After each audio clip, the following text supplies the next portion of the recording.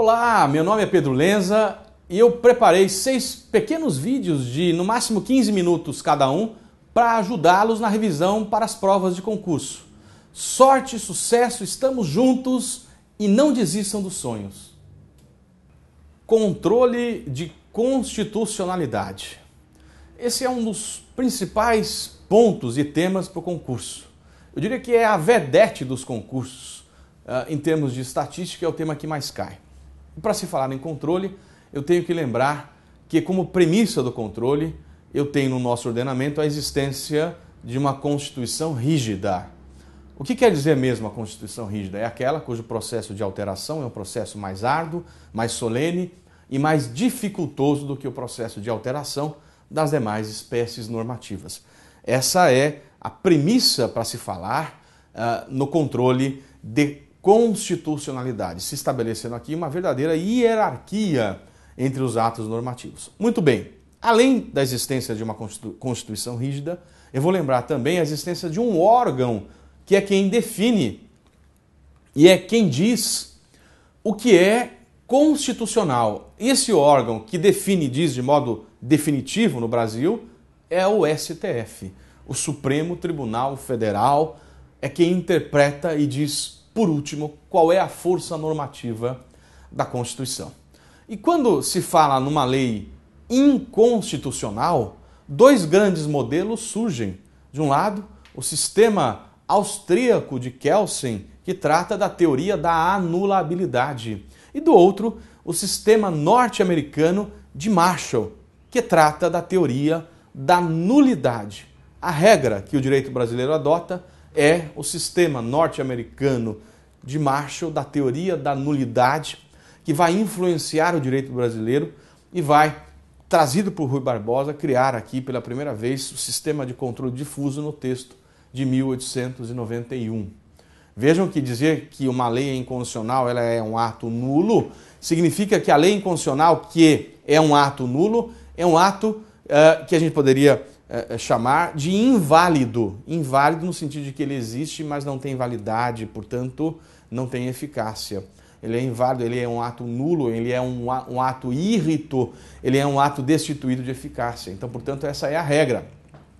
A regra de que se uma lei é inconstitucional, ela é um ato que nasceu morto, é um ato natimorto. Por isso que quando o Supremo declara a lei inconstitucional, esse provimento tem natureza retroativa. Esse provimento declaratório declara que a lei é inconstitucional desde o seu nascimento, ela nasceu morta, portanto é um ato natimorto. O efeito, regra, é o efeito retroativo ou ex tunc. Essa é a regra do princípio da nulidade do direito brasileiro, que não é absoluta, diga-se de passagem, porque o Supremo admite a modulação dos efeitos da decisão, permitindo que se dê efeito a partir de um certo momento, a partir de então, ex nunc ou pro futuro. Essa ideia de modulação, ela é admitida pelo nosso ordenamento. E eu poderia passar a analisar agora, então, as espécies de inconstitucionalidade. Quando é que uma lei é inconstitucional? Ela pode ser por ação, aí existe a lei, ou por omissão, quando falta a lei. Lembrando que a norma de eficácia limitada, ela depende de lei para sua implementação. Bom, inconstitucionalidade por ação. A doutrina identifica 3 tipos de vício. Vício formal, vício material e vício de decoro parlamentar. Vício formal e vício material. Qual é a diferença? O vício formal, a inconstitucionalidade formal, é no procedimento de formação do ato normativo, no processo legislativo. Por isso que ela é chamada de uma inconstitucionalidade nomodinâmica, vício formal. E o material, ele é também chamado de uma inconstitucionalidade nomoestática. Enquanto o formal é de procedimento de forma, o material é de matéria, é estático. O vício formal se divide em 3. Vício formal orgânico, vício formal propriamente dito e vício formal por violação a pressupostos objetivos do ato. Vício formal orgânico é um vício relacionado ao ente federativo que legisla. Por exemplo, quem é que pode legislar sobre bingos e loterias? o Supremo diz, até por meio de súmula vinculante, que essa competência é da União. Se o Estado legisla, eu tenho vício formal, orgânico. Vício formal, propriamente dito, se divide em subjetivo ou objetivo. Subjetivo é o vício que está relacionado à fase de iniciativa. Por exemplo, existem projetos de iniciativa reservada do presidente. Se um deputado encaminha um projeto que é de iniciativa reservada do presidente, como, por exemplo, fixar ou modificar os efetivos das Forças Armadas, esse projeto tem vício formal subjetivo. Lembrando que a sanção presidencial não convalida o vício de iniciativa. E o vício formal objetivo é um vício nas demais fases que não na fase de iniciativa. Por exemplo, um projeto de lei complementar sendo aprovado por maioria simples. Tem vício formal objetivo porque ele deveria ter sido aprovado por maioria absoluta.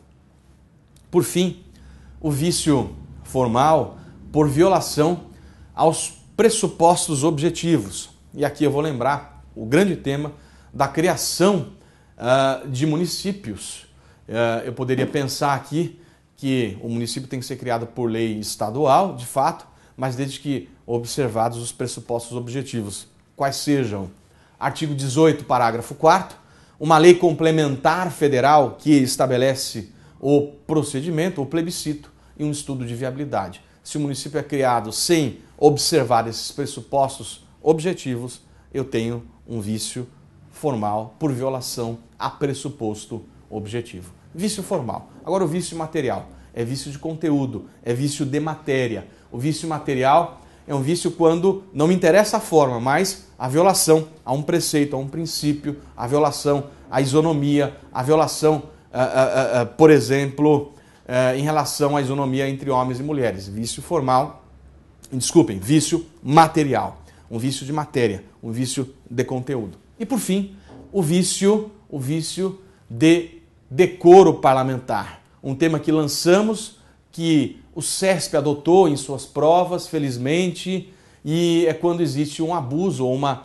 prerrogativa de uma vantagem, ou a percepção de uma vantagem indevida pelo parlamentar. Esse vício de decoro eu cheguei a discutir e dar como exemplo a questão relacionada ao mensalão. Um deputado, um senador que aprova um projeto porque recebe propina. Chamei isso de vício de decoro parlamentar e, como disse, já caiu na prova de servidor do STF, feita pelo CESP, UNB. Realmente foi uma grande vitória aí, nossa ao conquistar realmente essa perspectiva do vício de decoro parlamentar.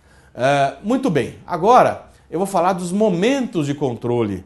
E para falar de momentos de controle, eu posso pensar no controle prévio ou preventivo e no controle posterior ou repressivo.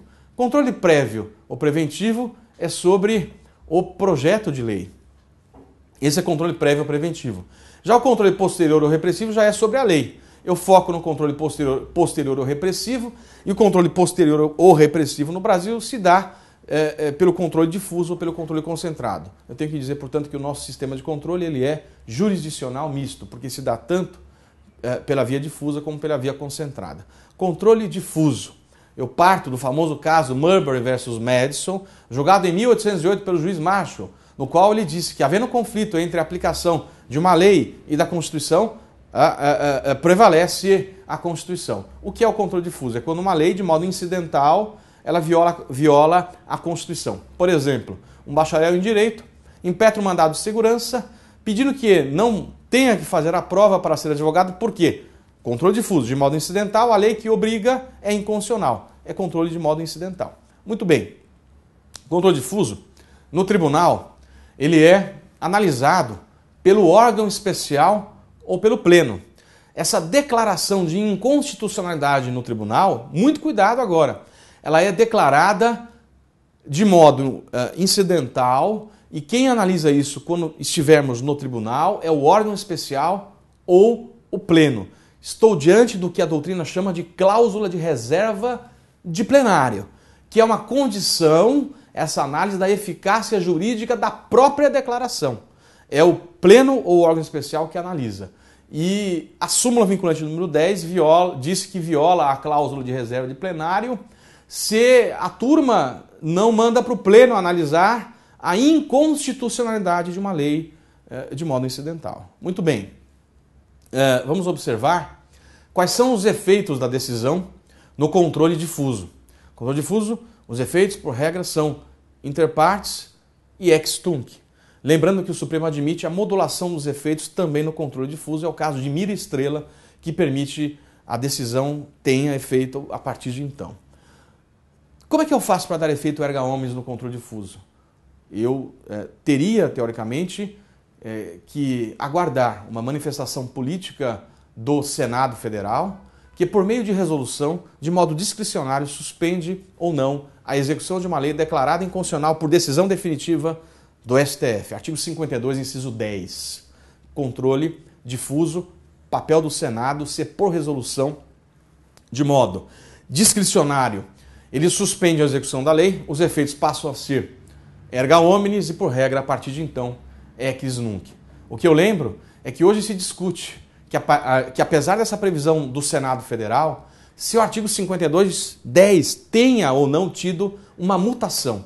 E a doutrina fala hoje numa eventual abstrativização do controle difuso e sustentam que não haveria necessidade do Senado. O tema está ainda em aberto, o Supremo não decidiu, isso está 2-2 no julgamento da reclamação 4335 do Acre. Muito bem, e agora eu vou falar um pouco do controle concentrado. O controle concentrado, por sua vez, a declaração é o pedido principal por meio da ADI genérica, e aí o que se pede, os legitimados, que se declare que a lei é inconstitucional. Então, ao invés de ser a análise incidental ou incidenter tantum, a análise é principal ou principaliter. O objeto é declarar uma lei inconstitucional e se dá por meio de várias ações, como a ADI genérica, a arguição de descumprimento de preceito fundamental ADPF, a ADO, controle de omissão, e a ADC, a ação declaratória de constitucionalidade. Quem é que tem legitimidade para propor ADI? O rol do 103. E, por favor, decorem para a prova, porque isso cai muito. Então, os que estão no 103 podem propor ADI, podem propor a ADPF, podem ajuizar a ADC, portanto, e também a ADO. Decorem o 103 que serve para todas essas ações. Quem é que tem competência para julgar a ADI? Se é lei ou ato normativo federal ou estadual que viola a CF, competência originária do Supremo. Se é lei ou ato normativo estadual ou municipal que viola a CE, TJ. Lembrando, excepcionalmente, o cabimento de recurso extraordinário quando for norma de reprodução obrigatória. Artigo 102 da Constituição e 125, parágrafo 2º. Procedimento. Proposta ação. Há toda uma manifestação de quem é requerido nessa ação. Permite-se a participação de amicus curiae para pluralizar o debate. É um fator de legitimação e pluralização das decisões e vai para julgamento. Como regra, os efeitos são erga omnes e ex tunc. Lembrando que, no controle concentrado, o Supremo admite a modulação dos efeitos da decisão. Nos termos do artigo 27 da Lei 9868 de 99, tendo em vista razões de segurança jurídica ou de um excepcional interesse social. Vejam que a regra é, para declarar inconstitucional, devem estar presentes pelo menos 8 e declara inconstitucional a maioria absoluta, 6. Por outro lado, para modular os efeitos, eu preciso de 2/3, isso quer dizer, no mínimo, 8. Vejam que, em razão do efeito vinculante, havendo descumprimento, cabe reclamação. E se admite também medida cautelar em ADI, lembrando que a regra da cautelar é o efeito ex nunc, podendo ser dado o efeito ex tunc. Dada a cautelar, o deferimento da cautelar traz consequências de vincular, mas o indeferimento de cautelar não vincula os juízes que podem decidir de modo diverso.